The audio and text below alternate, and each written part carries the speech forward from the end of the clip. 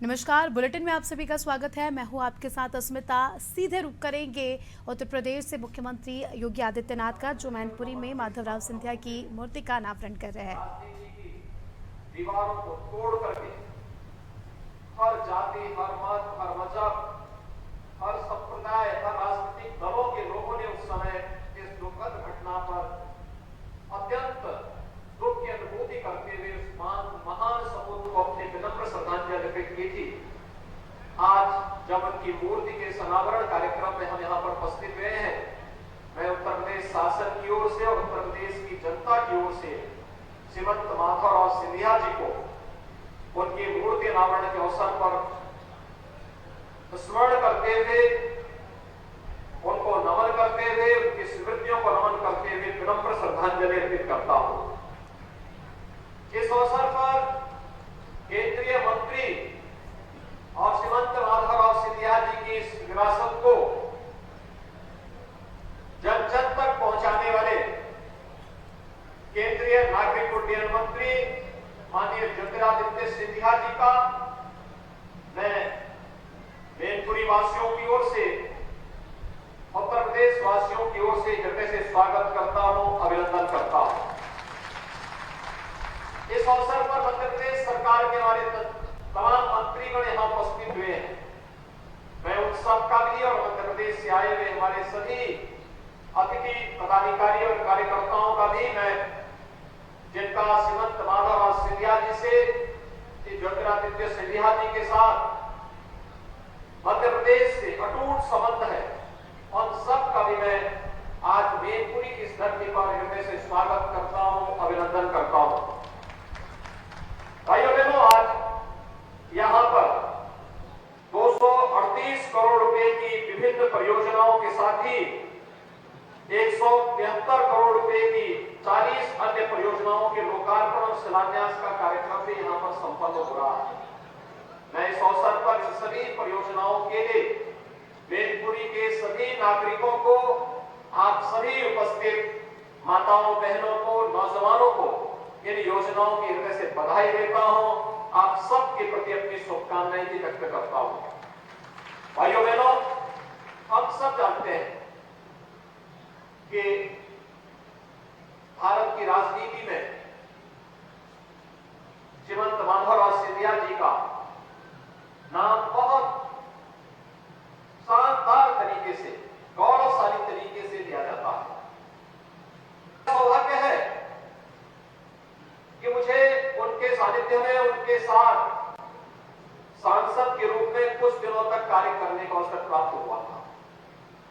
संसद में उनका मिलनसार स्वभाव, अपनी सहजता, अपनी सरलता और प्रत्येक दल के लोगों के साथ दलीय सीमाओं से उठ करके एक सहयोग करने का भाव, वह हमें 1998 से लेकर के 2001 के बीच में देखने और सुनने को उस दौरान मिला था।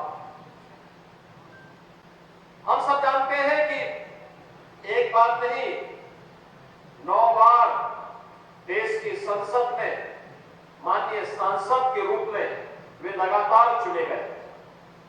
केंद्रीय मंत्री के रूप में, यानी मात्र 26 वर्ष की उम्र में वे सांसद बने थे।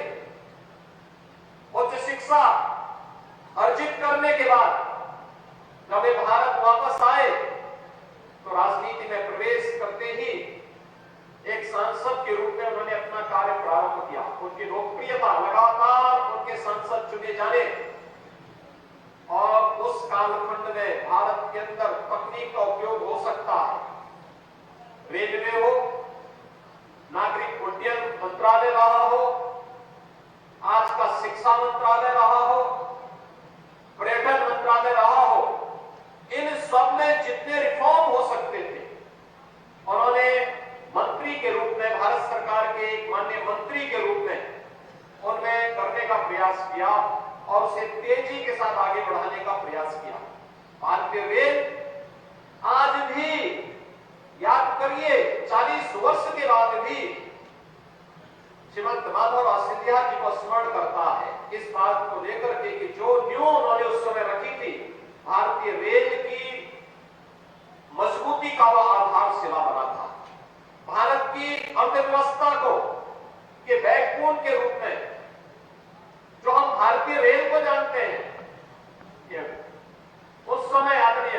सिंधिया जी ने जो कार्य किया था वह आज भी हम सबको देखने को मिलता है। जब भारतीय रेल की बात होती है तो उसमें एक स्वर्णाक्षरों में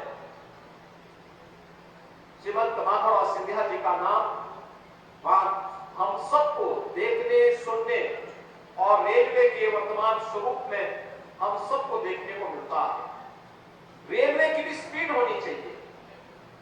रेलवे केवल अपनी मीटर गेज तक सीमित न रहे, बल्कि रेलवे की अपनी स्पीड भारत की अर्थव्यवस्था की स्पीड के रूप में बढ़ती हुई दिखाई दे।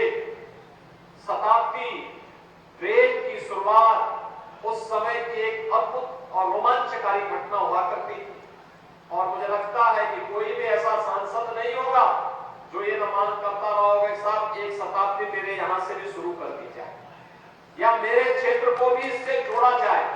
और वो एक मांग होती थी, और भाइयों बहनों एक सकारात्मक सोच के साथ उन्होंने राजनीति की। व्यक्तिगत राग और द्वेष से ऊपर करके उन्होंने राजनीति में करते थे। सबको साथ लेकर के चलने का एक सामर्थ्य था। एक बड़े परिवार में, राज परिवार में जन्म लेकर के भी अंतिम पायदान पर बैठे हुए व्यक्ति के बारे में उनकी बड़ी सकारात्मक और स्पष्ट सोच थी। यह उन्हें लोकप्रिय भी बनाती थी और साथ साथ उन्हें भारत की राजनीति के एक चमकते हुए सितारे के रूप में हर व्यक्ति उस रूप में देखता था। लेकिन दुखद घटना ने सन 2001 में उन्हें हमसे छीना।